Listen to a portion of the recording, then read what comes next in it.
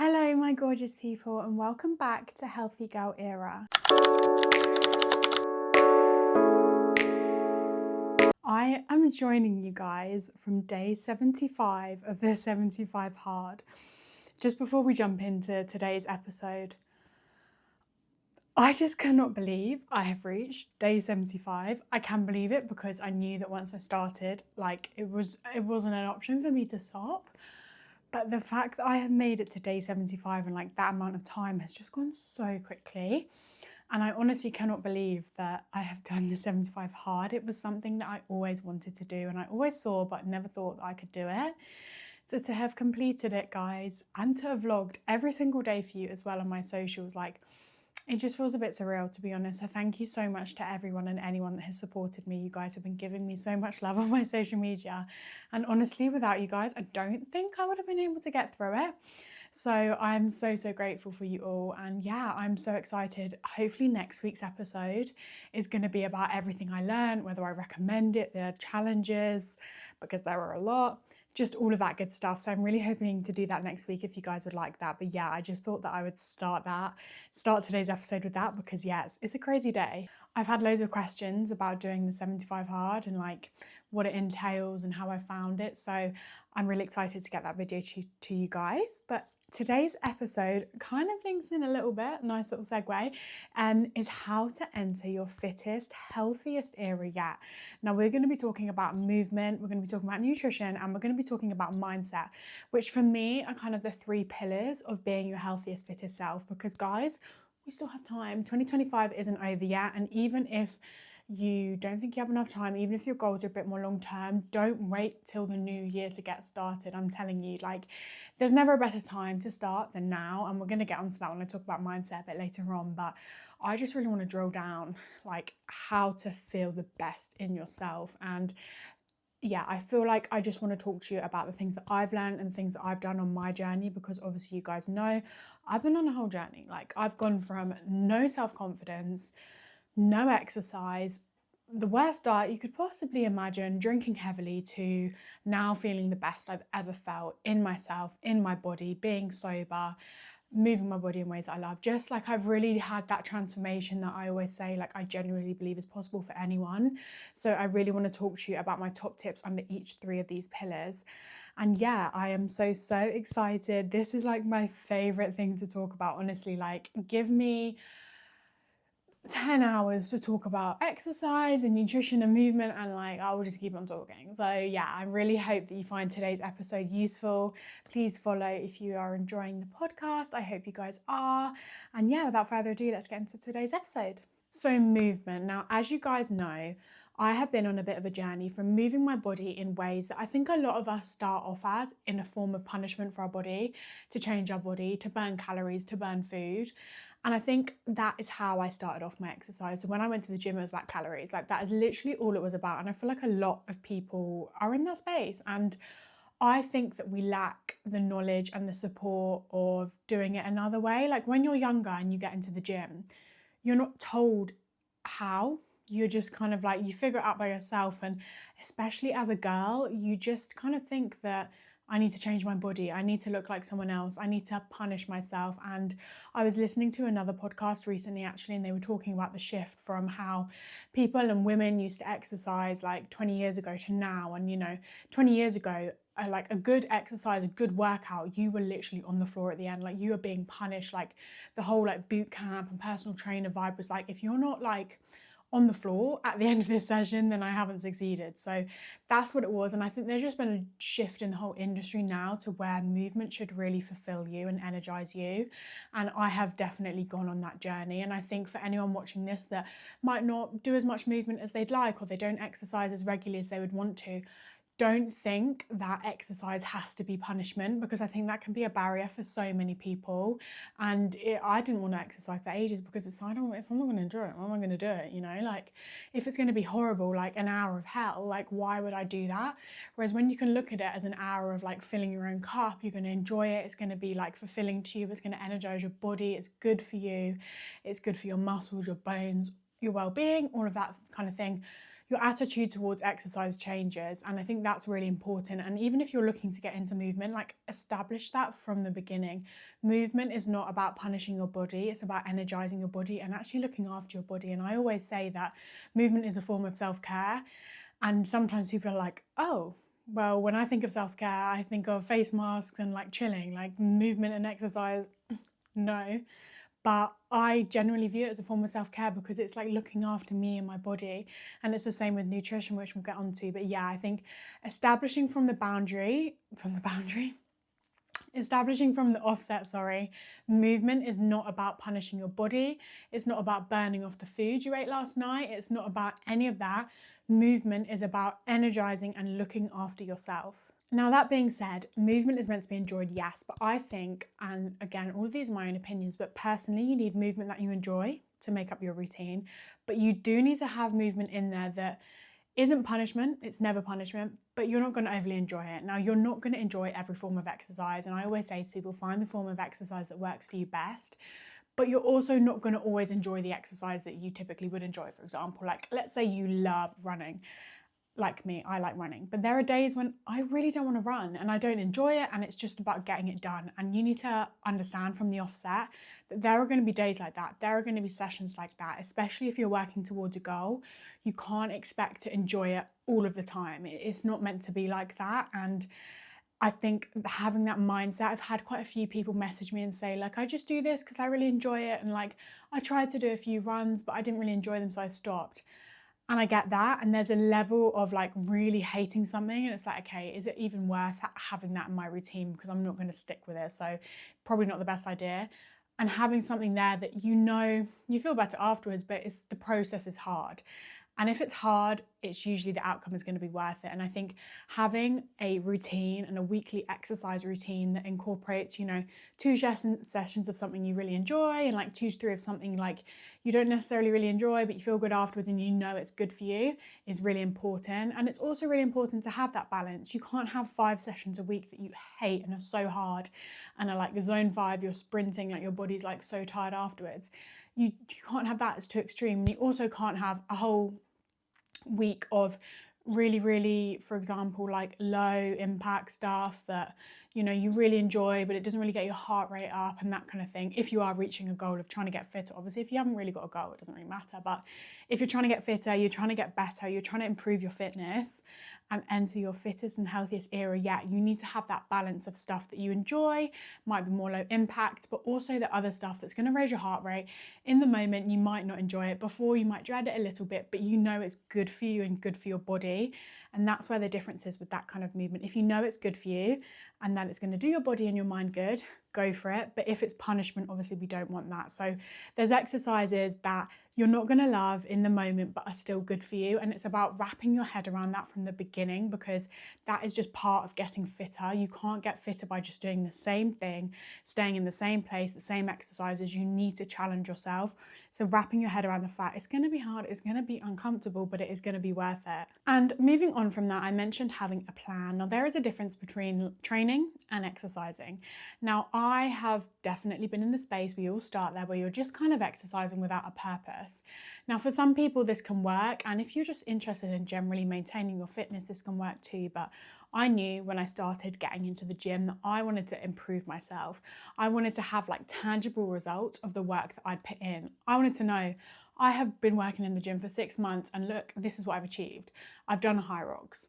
I've lost a dress size, that kind of thing. And I think setting yourself a goal and creating a program to work towards that goal is the most satisfying thing, but also the most effective thing possible, because it just means that you have a plan, you stick to a plan. I spoke about this recently because I'm training for a high rocks that I've got in literally like 2 weeks. And it involves a lot of running, okay? And I did just previously mention that I enjoy running, but it's not my favorite thing in the moment sometimes. And I have been doing a runner plan, no sponsorship, I've been doing a runner plan. And if I didn't have that plan and I just knew in my mind, for example, I need to run more to be good at this high rocks, do you know how many runs I would skip, or I just wouldn't run that day because, I don't really know what to do and I just don't really want to do it?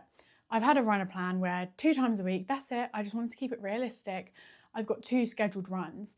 And because it's part of my plan, I've committed to this plan, it's in my schedule, I know that I've committed to this how many weeks ago when I started, I just get them done, and you don't have to think, and it's just having something there that's going to keep you accountable to, and you know it's on your plan. And I think when you've worked to create a plan that is realistic and you know you can achieve it, there's no excuse not to achieve it, really, if you see what I mean. So when I've like made a plan and I've made it so I know that this is perfect for me, it's not too much, it's not too little, this is right for me, there's literally no excuse for me not to do that plan. So training for something is obviously not for everyone, but if you can train for a specific goal, it could be increases in strength, like lifting more, it could be running a certain distance in a certain time, it could literally be anything. It could be just feeling more something that is tangible that you can get to and you can work towards and you can build a plan.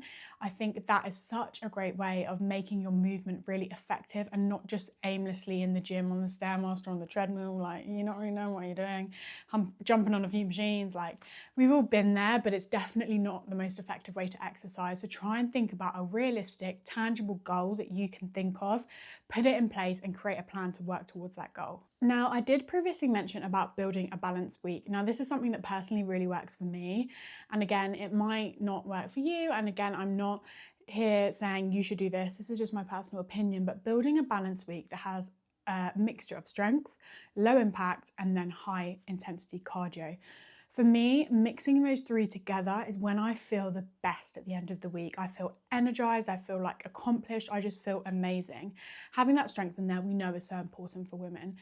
Strength training for women is just one of the ultimate predictors of living longer, living healthier, feeling better in your body, feeling stronger, just everything, like mainly as you age, but even just now, having strength and muscle mass is so important, especially as you get older. We know that going through menopause and that kind of thing, but even at our age, having strength and strength training is so good for you. And I don't want you to write it off because it's not, like I said at the beginning, that form of kind of punishment, but it's a really rewarding and a slow kind of burner in terms of releasing that like dopamine and that satisfaction and seeing the results of your work. So having strength in there, having low impact, guys, I have fallen in love with low impact movement so much. I will never slander it. Before I kind of thought, what's the point? I love it. It is the form of movement in your week that's going to energize you and you're going to literally feel amazing afterwards. It's so nice. And for me, that looks like a long walk. Like my long walks, if you guys follow me, you will know my long walks are like my sanctuary. Like my morning sunrise long walks are my favorite thing. I do 2 of them a week and I look forward to them so much. I go to bed thinking about my walk in the morning. I'm just so excited. I romanticize it. I get to watch the sunrise. I wrap up. I go for a really nice long. It's just amazing. And they're so important for that like lower zone training as well. Just building that base level of fitness. It's good for well-being. It's really, really good at just maintaining your health and just keeping your body moving. So important. Make sure you get that in. And then third is the high intensity stuff. Again, this is like, not everyone's going to like this, but for me, I love my high intensity exercise. So my runs, my high rocks training, that's what really pushes the needle for me. Now, we don't need a lot of these because they're going to burn your body out. So having just a couple of those a week where you're kind of pushing your limits and that limit gets further every time is really important for progression and working towards a specific goal too. Now, lastly, on movement, I want you guys to know that you can start small. Make your barriers to entering movement, entering exercise, getting fitter the lowest possible. Literally start with a 5-minute walk or a 5-minute jog if that's what it needs to be. Don't think that you have to be all or nothing. It doesn't need to go from like no exercise to like 5 sessions a week. It's not realistic. And even if you stick to it for a week, you're not going to stick to it forever. It's something that needs to gradually build up and up and up, and you to work on it for it to be really long term and really sustainable. So really, really try and just start small. Just start with incorporating small habits and then start stacking them. It could be a morning 10-minute walk, bit of sunlight on your face, a bit of movement, 1 gym class a week, and then 2 gym classes a week, and start small, make the barriers to entry super, super low because they don't need to be high, and really just be gentle and kind with yourself, guys. Don't try go from all to nothing. Look after your body, nourish your body. Don't do it as a form of punishment, and really find what works for you. Now, moving on to our second pillar, we're going to be talking about nutrition and nourishment, which leads me on to my first point, nourishment over restriction, guys. We've all been there, haven't we? We've all tracked our calories. We've all used MyFitnessPal. I know that there is a lot of controversy, I think is the word, around MyFitnessPal and calorie counters, because for some people they work and for some people they don't. And I think I tend to say to people to stay away from them if they can, only because, and again, my personal opinion, the nature of the app is that you view food as numbers and calories, right?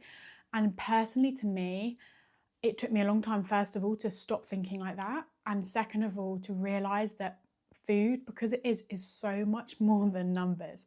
Food is community, food is joy, food is the vitamins and minerals that it has in it. It's the ingredients, it's the nourishment of your body. It is so much more than a number, because there are so many foods that are so nourishing that are high calorie, you know, like nuts, for example. We know nuts are so good for us, for our brain health, for our body. They're good sources of fat. They're just so good for you, but they're high in calorie. And like, for example, for me, for so long, that put me off them. Whereas in reality, they're so nourishing for my body. There's so many nutrients and vitamins in there. And I just wasn't having them because I thought it was too high calorie. And I'd replace something like that with an ultra processed snack, which has no nourishment in it, no nutrients, but is low calorie. And I think you have to view your health and your body as so much more than what it looks like, and trying to make it smaller in aesthetics. And as soon as you realize that each little bite of food you take, each ingredient on your plate is going to nourish a different area of your body. And if you can start thinking like that, it's so important. And I do always say to try and keep exercise and your nutrition kind of separate, and try and work on them separately. Then try and not keep them so interlinked, because that's when kind of like the murky waters can start with the whole exercise and to burn off calories and stuff. But really remind yourself and learn about nutrition and learn about nourishment as opposed to restricting your body, because it just will never go a good place. Now, one of my top tips for nutrition is make it simple. If you see my 75 Hard series, I've been showing you some of my meals and they look the same every single day. And I think we should normalize that, because on so much on social media, I see people posting recipes, different elaborate things every single night, high protein chicken taco quesadillas with whole foods and beans tonight, and tomorrow I'm having first of all, that's so expensive for me. It's not realistic.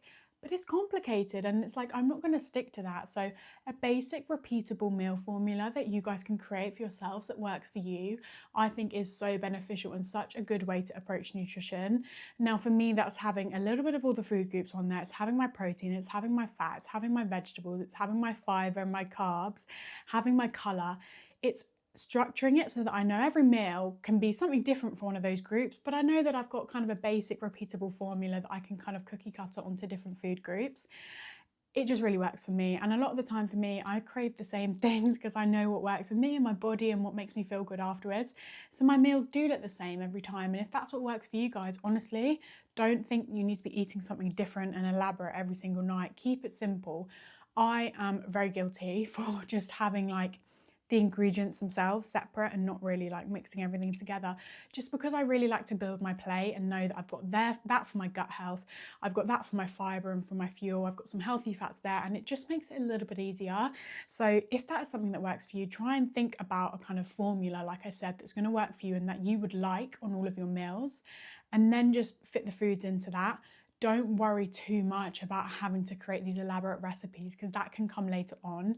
Try and get the basics right, fueling each of the food groups, what works for you, what works for your body, and then you can start to expand from there. But I think getting the foundations right is one of the things about nutrition that is so important. Now, with nutrition, it can be really, really difficult to approach balance and flexibility, and especially when you're getting into the gym, you're getting into movement and all of that good stuff, it can be hard to understand that you need to have flexibility and you need to have balance in your life. Now, I think it took me such a long time to get to that place, and I always heard people say, oh, the 80-20 approach, the 80-20 approach. And I was like, what? And also like, what does this mean? And I genuinely thought that you had to be 100% disciplined the whole time, which isn't realistic for anyone. Your favorite influencers, your favorite fitness, whatever, they're going to eat things off plan. They're going to have yummy treats. They're going to go out for food the whole time. And you need to remember that having that flexibility, that 80-20 approach, which is kind of like 80% nourishing whole foods, 20% flexibility, food for joy, the things that you just love and you don't care what's in them, because that is important. It is so important to have those times where you have a dessert, you have whatever you want, because that's normal, that's life. And anything you need in terms of becoming your fittest, healthiest self has to be flexible and has to be sustainable, because an extreme diet that, you know, incorporates no chocolate, nothing nice, no sugar, no sweet, is that going to last?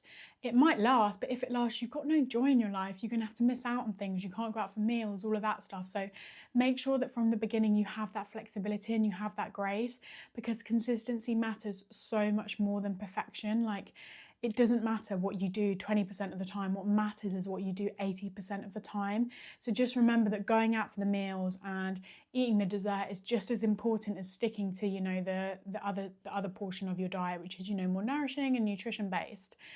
They're both as important as each other, and you need to have that 20% for, yeah, life satisfaction basically. And for so long, I think I thought that it was just, you had to be 100% disciplined everything the whole time, and that's not the case, and it doesn't work, and that can really lead to that all or nothing mindset around food.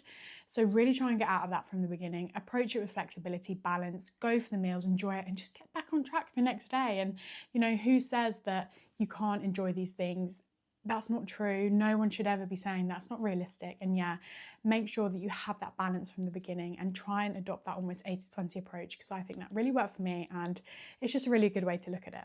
And kind of leading on from that, focus on your patterns, not your choices, your individual choices. Look at food and nutrition as a bigger picture than your day-to-day small decisions. I think it can be so hard to get caught in the really small decisions, the like, you know, I don't know, which coffee should I get, you know, the dressing, like what should I have, all of that kind of stuff, and just view it as a step back, because realistically, like, your day-to-day really small decisions matter, but the better and the bigger picture is what you do most of the time, and like taking a step back and looking at your overall eating patterns.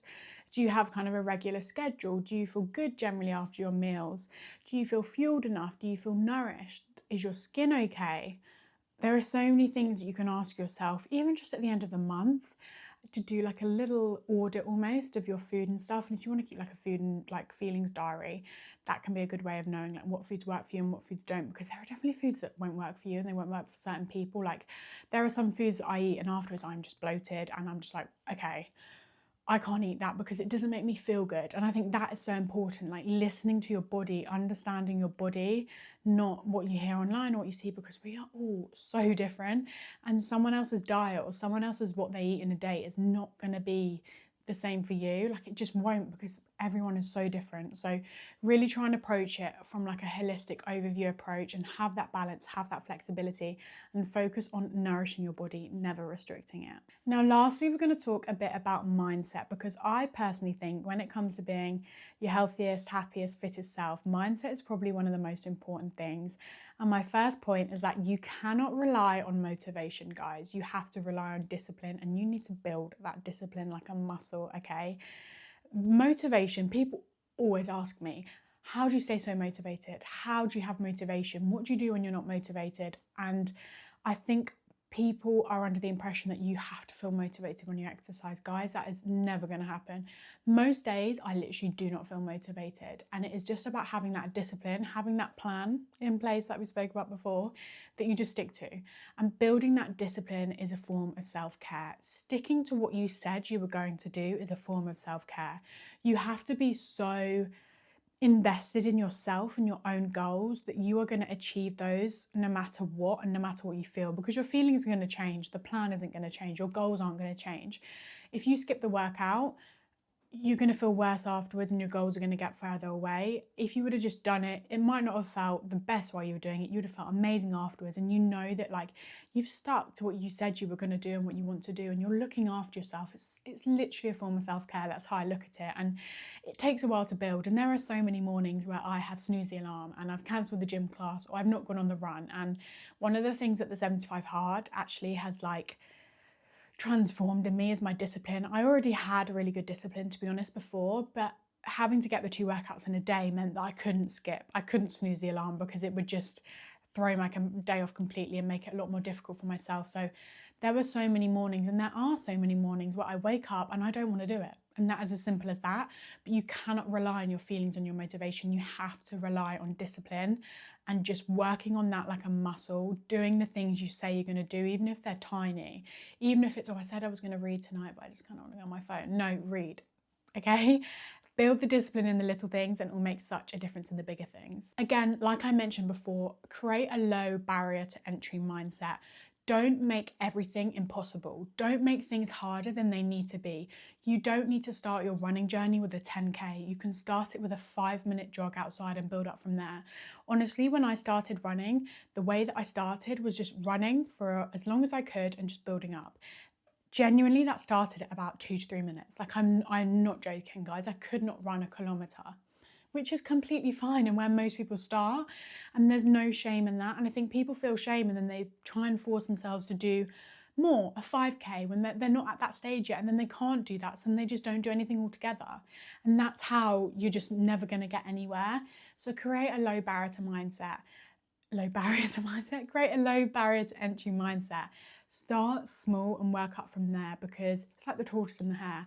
Slow and gradual is so much better than all or nothing in all areas of your life. Now, identity-based discipline is something that I really love as well. Now, this is about thinking of the version of you that you would love to be. Think of the future version of you that has the goals that you want, that has everything in place. What do they look like and what would they do in that moment? You know, whenever I don't know what to do, or I'm stuck, or feel a bit stuck on something, I just sit down and I ask myself, like, what would the future Abby do or tell me to do right now? Or you can even do it with someone you really admire, that's like really motivated, really disciplined. What would they do right now? Because I bet it's not quit, or I bet it's not skip the workout. So tying that discipline back to your identity and back to who you really want to be. Sorry, I think I keep touching the microphone. Who you want to be is such a good way of keeping that discipline. Ask yourself, visualize yourself, like work on those visualizations, journal about what you want to be like in the future. Have those goals tied to the future you. And then whenever you're doubting yourself, ask yourself, what would the future you do? And you will always get the right answer, guys. Now, again, another thing I speak about is setting your environment up for success. Discipline is hard, but it can be so much easier when you have the right environment around you. Now, that is people, that is where you spend your time, that is the media you consume, that's everything. And one of the things that I really like to tell people to do is, before you set out on any goal, do an environment audit. Now, when I say that to people, they're like, oh, okay, like my room, like, you know, the things I have up, like the people. No. We're talking your social circle, we're talking your social media, which is one of like the most important things, what you spend your time doing, where you spend your time. Your environment is so much more than just the physical things around you, guys. You don't understand how much a difference everything makes. When you start following people on social media that are motivating, that are exercising, that are doing the things that you want to do, they're eating healthy, you will naturally subconsciously feel more motivated, and you will feel like it's more of the norm to do that. In the same way, if you follow loads of depressing accounts, you're going to feel worse every time you go on your social media. Audit who you follow, create a feed that works for you, and also surrounding yourself with people that have similar goals or that will support your goals. When I went sober, one of the most important things was having the right people around me that were going to really support me, because it made it so much easier. The people around you don't have to have the same goals as you, but they should support your goals no matter what. So making sure you've got that really solid social circle, auditing your social media, and then also just what you spend your time and where you spend your time. If you are spending your time 3 nights a week out at a bar, like, it's going to be harder to make decisions than if you went to bed earlier and got up earlier and went to a gym class. Really audit your environment and set it up for success, so that it almost becomes the default option to make the healthier choice, as opposed to the other way around. And like I mentioned with nutrition, guys, have that flexibility with yourself. Discipline is so important, but there are times when you need to be flexible. You have a plan to go to the gym tonight, but your family are celebrating something and want to go out for a meal. And those are the occasions where you should embrace the flexibility I've spoken about, because in order to have a life and to be happy, you need to have that flexibility. And when you first get into the gym, I know me, I was like, gym, I literally went twice a day.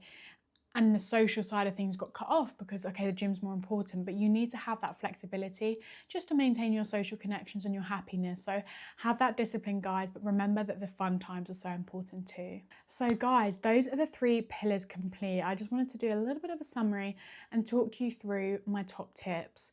Do not rely on motivation, guys. Build that discipline, and also don't wait to start. There's never going to be a good time to start. Start now, because when you're waiting for things to fall into place, or you're waiting for something to happen or something to have passed or an event, you're never going to get started. It's like with the 75 hard, there were always things that were in the way, things in the calendar that were going to make this really difficult. And I kept prolonging it. There's no better time to start than now. And if you're watching this video, I'm sure you're ready to start. Start tonight, start tomorrow. Stop putting off the decisions, because the sooner you start, the sooner you're going to feel the benefits. Start small as well. Start now and start small. Micro habits, small things, the 5 minutes like I mentioned before, just starting for 2 minutes. There were so many times when on my 75 hard, I had a workout to do, and I just really didn't think I could do it. And I would just say to myself, still now, start with 2 minutes, Abby. Just start walking outside for 2 minutes. And if you still feel terrible, you can turn back. And it would never stick at 2 minutes. Start with the micro habits. Start really small, get a little bit of sunlight in the morning and a little walk, and build it up from there, guys. Don't try and go all or nothing, because it just will not work. And last but not least, there should never be any guilt and never any pressure, guys. If you ever fall off the track, or you eat something off plan, which is important to do, or you miss an exercise, that is not the end. What matters is what you do most of the time, not all of the time, okay? Work on that consistency, not perfection. Release any guilt and just pick back up where you started. And because you've built that slow, gradual foundations, you're going to have those foundations there. So just pick up and keep going, okay? So never feel any guilt, and honestly, just embrace a little bit of flexibility, because that is so important and something I wish I knew earlier. So guys, that is today's episode complete. I really, really hope you enjoyed that. If there are any tips in here that will make you feel a little bit healthier and a bit fitter, then I really hope that helped. And if you're looking to get started, I think this is a really, really good episode for you guys to watch. And as always, catch up with me on socials. My 75 hard is complete now, I can't believe it. But yeah, thank you so much if you've got this far. I love you all so much, and I'll see you next week. Bye.